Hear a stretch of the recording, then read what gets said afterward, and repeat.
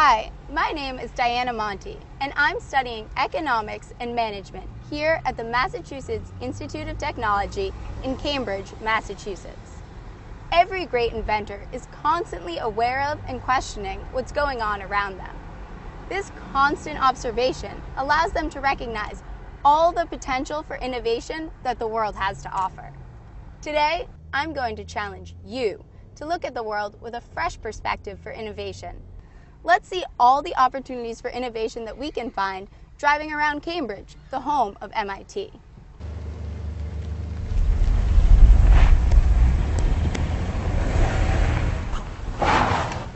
Whoa, that was a close call. Did you see how that car nearly backed into me? I'm going to take a second and catch my breath while this car continues to back out. We're going to pause this video. But in the meantime, I have a question for you first. What does that near accident have to do with inventiveness? Talk with your teacher, talk with your classmates, and I'll be back soon to continue our discussion.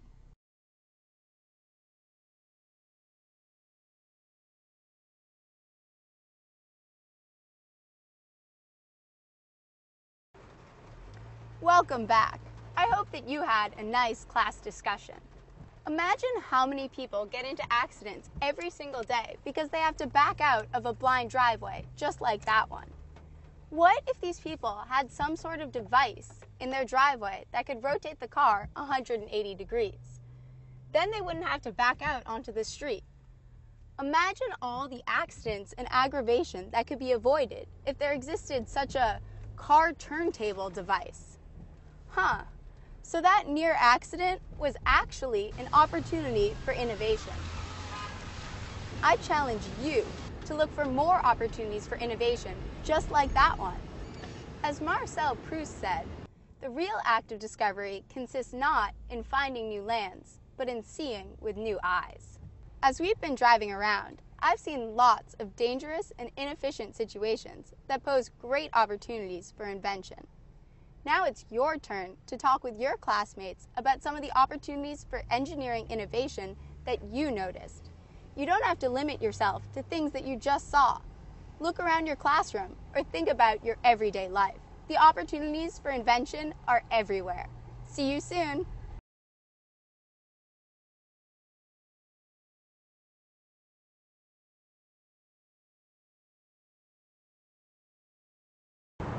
Welcome back.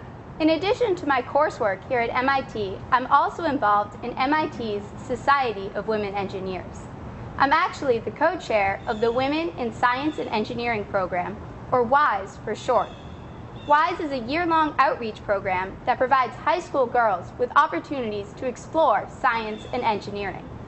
I'm here with two past participants in the WISE program, Tori Muse and Priyanka Ram. We call them the WISE Girls. During the break, we were discussing all the everyday opportunities for innovation that we noticed. Tori was actually just mentioning some green opportunities for innovation. Right. I walk down the street and see how wasteful people can be in terms of keeping their cars running or letting heat and AC out of windows. Maybe windows could be better reconstructed or newly shaped to promote insulation. I also often think of green-oriented technology to be created or iPod apps since I'm young. Those all sound like great ideas. The WISE girls and I also noticed a person struggling to maneuver their wheelchair in the clip before the break. A group of students from Staten Island Technical High School recognized this wheelchair insufficiency as an opportunity for innovation. Inspired by their motto, "There are no problems, only solutions," this group of students set about developing a wheelchair that could meet the unsatisfied needs of the wheelchair-bound. Innovators see problems as an opportunity for advancement and invention. They have the courage and vision to tackle problems that no one knows the answers to. By looking at challenges through the lens of possibilities, you are well on your way to creating the next great invention. Can you think of any other inventions for those with physical limitations? Inventions that you might want to be a part of developing? The WISE girls and I are going to discuss this, while you also discuss in your classroom. We'll be back soon.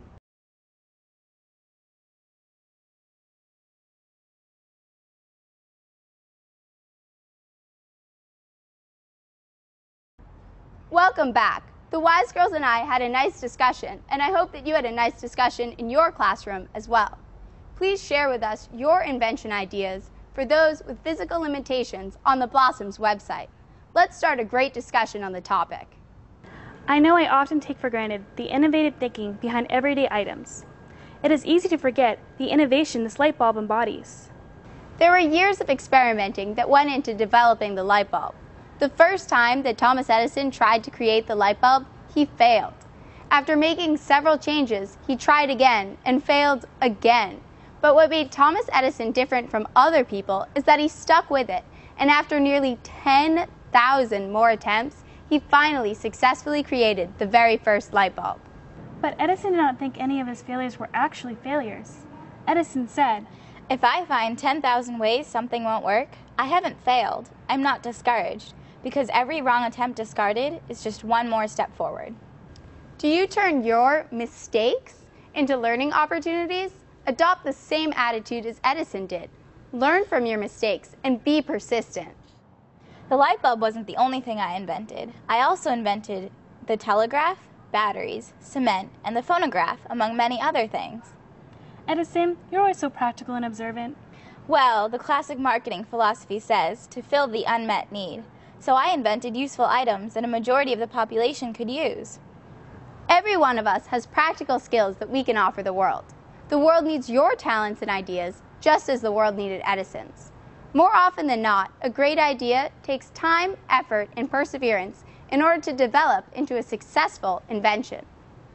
You have to learn from your mistakes, but sometimes mistakes can be inventions in themselves. Sometimes inventions are simply stumbled upon. Did you know ice cream was originally exclusively for the wealthy? Yeah, but by the early 1900s, ice cream became affordable, and vendors began to sell it on street corners from glass dishes for only a penny. Unfortunately, sanitation became an issue, and many people would accidentally walk off with the glass dishes or break them. Eventually, paper cups and biscuit cups replaced these glass dishes. My favorite way to eat ice cream is from a cone, though. I wonder who thought of that. Well, in 1904, at the World's Fair in St. Louis, Missouri, an ice cream vendor named Arnold Fernaccio ran out of paper dishes at the fair. A friendly Syrian waffle vendor nearby, named Ernest Hamwi, rolled some of his pastries into a cone and gave them to Arnold to hold the ice cream in. I'm sure word spread quickly throughout the fair. It sure did. Many other vendors began constructing their own waffle cones to sell ice cream in.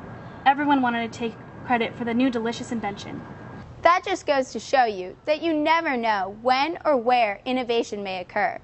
By constantly looking for problems and opportunities for innovation, you greatly increase your invention potential. So girls, how are you going to increase your awareness of everyday opportunities for innovation? I'm going to watch and read the news to look for opportunities for new safety-oriented inventions inspired by real-life accidents and tragedies. By keeping up with the news, I can be aware of trends and inventions as well as concerns. I'm going to deliberately take alternate routes to school and to my different activities so that I can always be witnessing new things.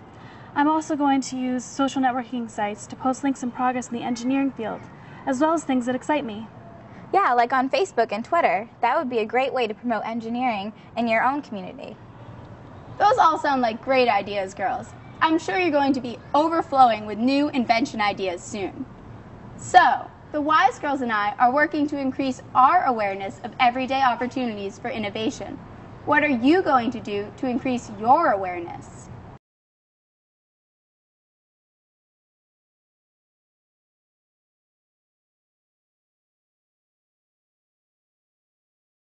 Welcome back. I hope that you had some nice discussions with your classmates during the break. I'm excited to keep looking for opportunities in innovation, but right now I can't stop thinking about that near accident you had while driving around earlier. Me too. I really think we should pursue some sort of driveway car turntable device. I think it has so much potential, but I have no idea where to begin. Well, girls, there certainly are lots of stepping stones and hurdles throughout the innovation process. But thankfully, there's also lots of great resources out there that can help us along the way. Let's see if my friend Lou Goldish can help us out. Success as an entrepreneur doesn't just happen. Sure, you need an idea, but you also have to be willing to work hard, to face challenges, and to persevere. And if that's okay with you, you can start at any time, even in high school. How do I know? Because I work with many entrepreneurs who started in high school. I'm Lou Goldish, Senior Advisor in the Venture Mentoring Service at the Massachusetts Institute of Technology. We provide experienced business people to mentor students and others starting ventures at MIT. In the process of creating a business out of your idea, you need to do three things: thinking, analyzing, and doing.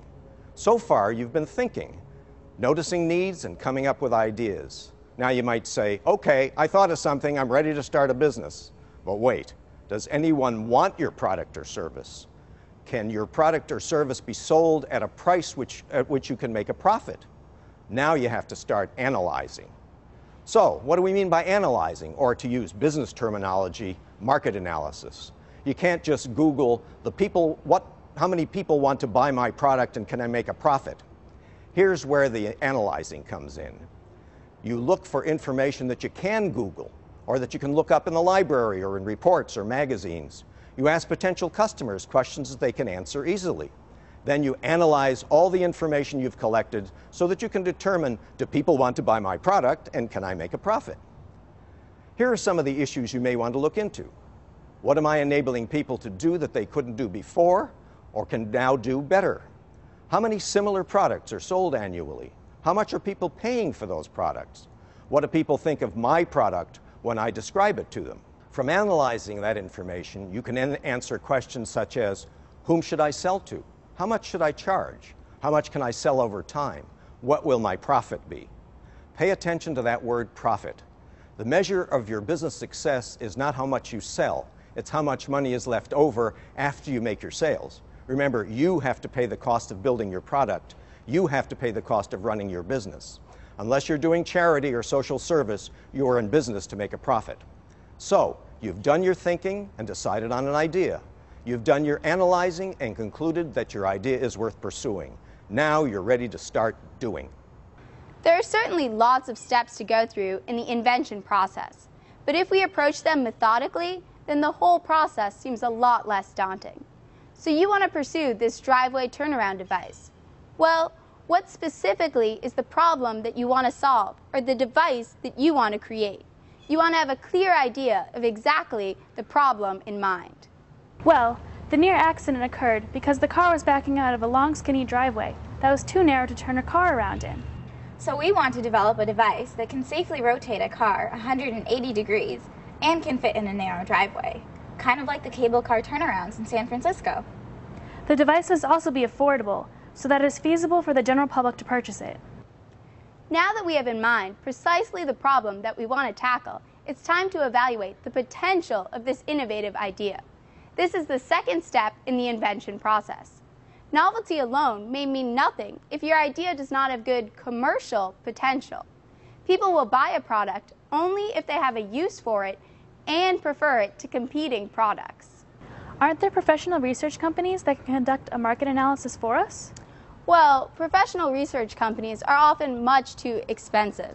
Since your idea is still in the concept phase, this is a very risky investment to make. It is best that you start by doing a market analysis all on your own. Thankfully, there are lots of great resources out there that enable you to conduct a thorough initial market analysis entirely on your own. I know. How about I start by researching on the internet? That's a great idea. The internet very well may be your main source of information. You have to be careful, however. Much of the information that you find on the internet may be outdated or even inaccurate. When researching on the internet, try to use as primary a source as possible, and always make sure that you evaluate the reliability of every website that you use. While you're doing research on the internet, I think I'll go to the library and see what I can find there. That's another great idea, Tori. The library is another great and completely free resource for you to conduct your market potential analysis. Many academic and large public libraries have business information departments that are staffed by helpful librarians. Let's get to the research, girls. So how did all your research go? What did you find out? When researching driveway accidents, I came across lots of child safety initiatives for the prevention of child backovers, which is when a child is backed over by a vehicle in their own driveways. In the U.S. alone, 50 children are backed over each week, and 30% of deaths involving a motorist and a child occur when a vehicle backs over a child. It's not just children being harmed, though. In my research, I found lots of lawsuits for wrongful deaths involving inattentive motorists backing out of their driveway and striking pedestrians walking along the sidewalk. Our driveway turntable device could potentially greatly reduce these tragedies. Based on my research, there is a great need and definite market for a driveway turntable device. There definitely is a market. However, it was quite obvious to me after a little research that there are already a lot of competitors out there. The competitors range in products offered. There are high-end built-in driveway turntable devices that go for upwards of $20,000. There are also economy class devices that cost around $6,000 to $8,000. As I browsed through the competitors' products, I started thinking about all of the desirable and necessary features that a driveway turntable device must have. Consumers would need a product that is durable, weather-resistant, capable of handling heavy loads, child-safe, and adherent to local and national regulations. Customers may also like a product that is pleasing to the eye, quiet, fully automatic, easy to install, and dual rotational. Given all these features and safety controls, I'm not sure if it would be feasible to create a cheaper product than what is already available, while meeting the durability and safety requirements of the customers. Great job with the research, girls. As you can see, it doesn't take lots of money and a professional research company in order to conduct an initial market analysis that allows you to evaluate whether your idea has true innovation potential. Our challenge, your challenge, is this. Might there be some innovation in designing an easy-to-use driveway turntable device that breaks the cost barrier of about $1,000? Let's have this be another one of our ongoing projects, and let's start another shared dialogue on the Blossoms website. Maybe we can invent an inexpensive driveway turntable device together and save lives. Let's pause now and give you a chance to discuss with your classmates possible ways of bringing down the cost of a driveway turntable.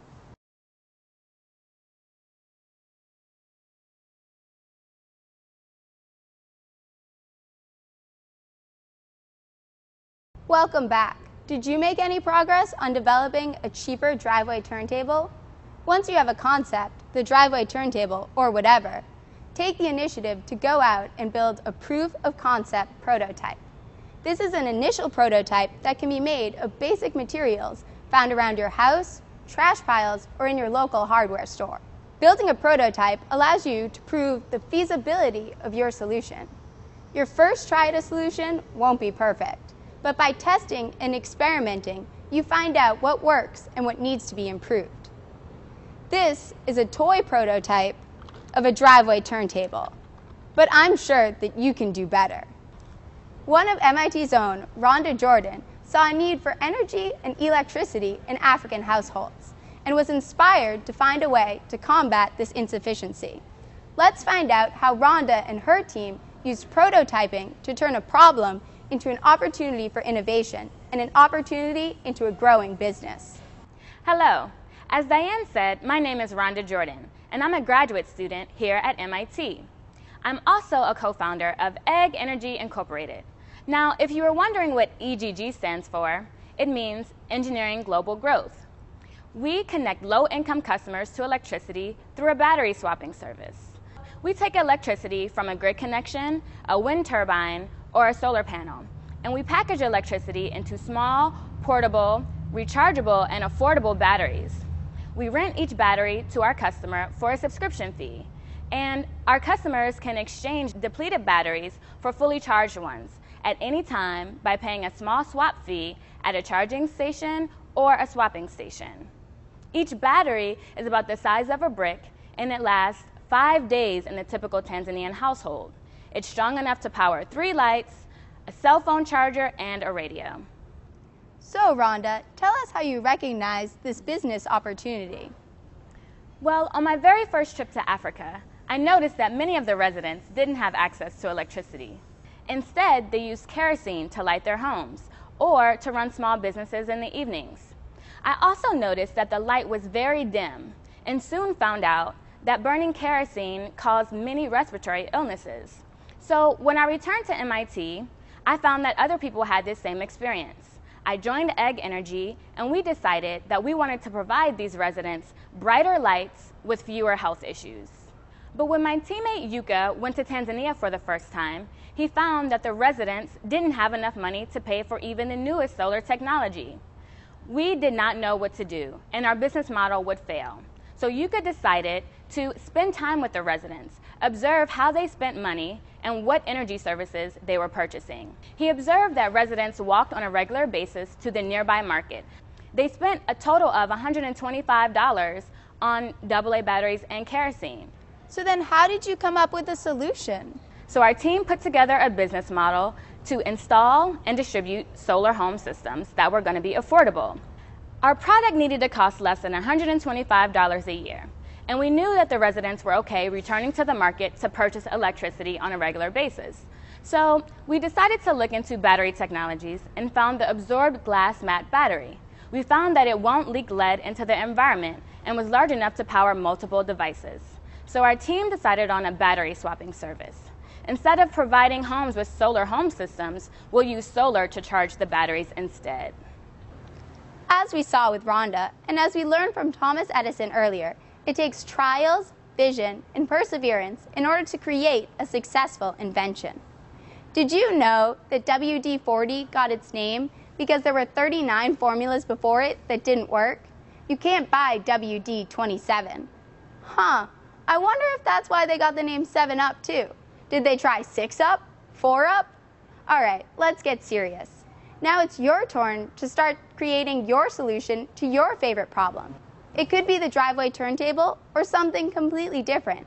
During the break, take some time to start creating a vision for your solution and maybe even start drawing some prototypes. Have fun with it.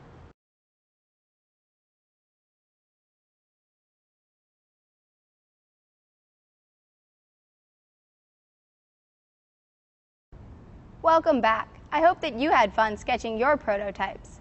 Hopefully it's just a start and you'll keep making more prototype drawings in the future as you either refine this idea or recognize new opportunities for innovation in the future. I hope that by now you are becoming confident in your ability to becoming the next great inventor. If you follow your passions, stay determined, and always be on the lookout for new opportunities, you may be amazed at what you can accomplish. We're going to close with one more real-life story. William Sanchez has inspired me, and I hope that his story can inspire you as well. Hello everyone, my name is William Sanchez and I'm the CEO and founder of CodeChip Technologies. My story may resonate with many of you. It's a very simple story. I was born and raised in the Bronx. It's an inner city community in New York City. A very tough environment to grow in. But my parents came from a dictatorial regime out of the Dominican Republic in the mid-80s. And they were even tougher than the Bronx. And three things that they valued very highly and instilled in me and my siblings were stewardship, integrity, and education. Everything that I've ever done reflects those three values. I came to MIT in 2001, and now MIT was a place that I did not knew existed when I was in high school. In high school, I remember the day crossing the street with a friend of mine who mentioned that I should apply to this school named MIT. And with the application due the next day, I sort of haphazardly and as creative a way as I could, filled out an application answering a simple question. What is, in 500 words or less, something that you really enjoy doing? And as you know, they say a picture is worth 1,000 words. And so that's what I submitted to my application. You might imagine my surprise when I got admitted to MIT. Now, I came to MIT, again, out of a very tough community in the Bronx, and decided to pursue electrical engineering as my field of concentration. And throughout my undergraduate career, I founded a first company, a dance company. It's not what you usually think about when you think entrepreneurship, but dancing is something that I've always been passionate about. And so I wanted to share that passion with other people, and so I wrapped a business around it. It was an easy way to network, meet folks, and travel, perform, dance, and just share something that I enjoyed doing. A year or two into that, I realized that I wanted to do something more impactful. And in the heart of the economic recession, realizing opportunities in clean tech and the emerging energy revolution happening amongst us today, I founded my first company, Vicarious, where we develop power and thermal management devices to address one of the pressing issues of our time, energy efficiency. I spent a lot of time looking at heat sinks and thermoelectrics and sort of ways of recovering waste heat out of the automotive industry. And that's really what paved the way to CoreChip Technologies, what is today a company enhancing the efficiency in data centers. So CoreChip started from my initial idea of starting a dance company, if you can believe that connection. And where we are today is, out of a pursuit of doing something that I once thought impossible. We won the MIT Clean Energy Prize, a competition sponsored by the Department of Energy and NSTAR, a local utility here in the New England area. So if there's one thing that you should always keep in mind is chase your dreams. If you believe in something, if there's something pressing inside of you, you want to chase that and not let anybody tell you otherwise, because there's no dream that cannot be accomplished. Wow, it really is amazing how much William Sanchez has accomplished. He truly does follow his passions. But with all that you've learned in this video, you are right on track to follow in his successful footsteps. To wrap up all that you've learned today, and to give you a chance to tie together all the brainstorming that you've done, I'm going to introduce you to the elevator pitch. Imagine the following scenario. You're waiting for an elevator. The elevator doors open, and there stands your ideal investor. It's the chance of a lifetime, but the chance only lasts as long as the elevator ride. A great way to think of an elevator pitch is as a clear, concise, and well-practiced description of your business that a friend or your mother could quickly and easily understand. Always have your best version of your elevator pitch memorized so that you can take advantage of opportunities whenever or wherever they may arise. Of course, an elevator pitch isn't just restricted to only elevators. Rather, it comes in handy anytime you want a concise description of your company. The average attention span of the human being is only 30 seconds, so you have very limited time to make a powerful first impression. So, William Sanchez, what's your elevator pitch? Well, Diane, data centers are huge hogs of electricity. More and more people are entering the computing world, and those already in are demanding more computing performance. So the real problem is that there's no way to cool electronics efficiently. So at CoreChip, we found a way to do that 10 times better than what's out there today. And so it's a very big market that we're trying to address and pave the way forward for energy efficiency and clean tech. We're licensing technologies out of MIT and Sandia National Labs in order to build our first products. What do you think of his pitch? Are you sold? I hope that this video has inspired you to always be on the lookout for opportunities for engineering innovation. Up on your screen right now is a summary of the key steps that we have outlined for you. These can be printed out from the website of this video. Now, as we close, your final challenge is to create and give an elevator pitch for your product. Assume that we're in a high-rise building, so the ride is at least 30 seconds. Goodbye for now, and best of luck in all of your invention endeavors.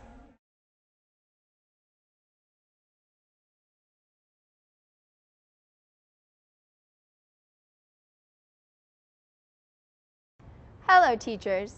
This video lesson requires no prerequisite knowledge of engineering innovation or entrepreneurship. I feel that any high school student or even advanced middle school student can participate in this video's learning activities and can benefit from viewing this video. I hope that you and your students enjoy watching this video and are inspired on the path to engineering and innovation. There are many ways that this video can be used and that the breaks can be utilized. I have suggested some activities to be performed during the breaks, but I urge you to use this video as it will suit you and your students best. I hope that you will share with me the ways that you have incorporated this video into your classroom. Prior to the first break, I challenged students to think about what my near accident had to do with inventiveness. You can break students up into groups or have them discuss with their neighbors how problems and challenges can be looked at as opportunities rather than as problems. During this break, I hope that students start viewing problems as opportunities. During the second break, I suggest that you give students a few minutes to brainstorm opportunities for innovation that could either be inspired by the video that they just watched or inspired by their everyday lives. What problems and hassles do students face every day? Encourage students to look at these problems as opportunities. The third break can be used to discuss further opportunities for invention and innovation. This break is supposed to be targeted at thinking about inventions for those with physical limitations, and we hope that you will continue your discussions on the Blossoms website in the future. By the fourth break, students have spent quite some time brainstorming lots of innovative ideas. We hope that they will continue this brainstorming in the future, and we hope that during this break, students can discuss with their neighbors or in small groups ways that they will continue to be mindful of innovative opportunities in the future. You could have each group or even every student choose one thing that they're going to focus on in order to develop their perspective for innovation. The fifth break offers a pause for students to discuss possible ways to bring down the price of a driveway turntable. This is another one of our ongoing projects, and we hope that you will share your ideas with us on the Blossoms website. In the sixth break, students in groups or on their own have the chance to focus on one innovative idea and really develop a solution for it. We hope that they think about what their actual solution is going to be, and they can start drawing prototypes of feasible solutions. Before the final break, I challenge students to create and give an elevator pitch for their product.